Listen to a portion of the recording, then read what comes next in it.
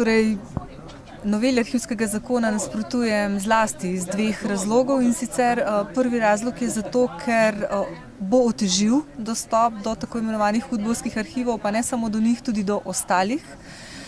Drugi razlog je pa seveda ta, da izenačuje na zelo prefinjen način žrtve in na drugi strani krvnike oziroma uslužbence, sodelavce Udbe oziroma kasneje SDV-ja. Poleg tega imam seveda še nekaj vsebinskih pripomb. Ena se prav gotovo tiče anonimizacije, ki seveda ne bo tako enostavna, kot jo zdaj predstavljajo zagovorniki tega zakona, ampak bo povzročila velike probleme. Nenazadnje je arhiv kadrovsko podhranjen, zgolj 2 arhivarja delata na gradivu Udbe in zgolj enega pravnika imajo, medtem ko recimo v ostalih arhivih tako imenovanih postkomunističnih držav delajo na teh področjih timi arhivarjev, zgodovinarjev, pravnikov, tako da mislim, da bo dostop do gradiva, ki ga je že tako malo, ker je bilo pač uničeno to gradivo, od 80 do 90% uničeno, otežen.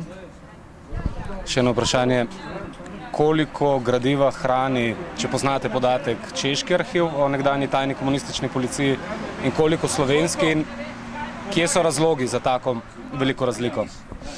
Ja, češki arhiv tajne politične policije hrani približno 18 kilometrov, tekočih kilometrov gradiva, medtem ko pri nas je trenutno nekaj čez 400 tekočih metrov tega gradiva, nekaj ga je še, kot slišim, v Sovi.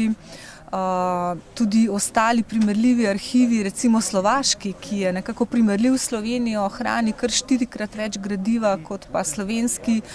In kot sem že dejala, pri nas na gradivu delata 2 arhivarja, na Slovaškem 64.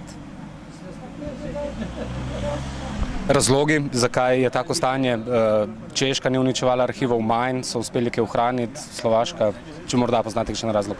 No, na Češkem je bilo uničenega približno 5% gradiva, pri nas, kot sem že dejala, nekje med 80 do 90%, prav tako v Nemčiji približno 5%, tisto, kar so Nemci rezali v njihovih rezalnikih, oktobra 1989 se sedaj z veliko muko, z veliko napora arhivarjev lepi in se dokumenti sestavljajo.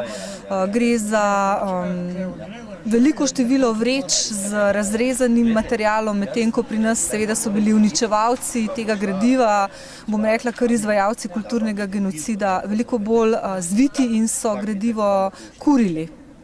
Sej, kot je dejal magister Omerza, še maja 1990, se pravi že po prvih tako imenovanih demokratičnih volitvah, po nastopu Demosove vlade, se je to gradivo še vedno uničevalo.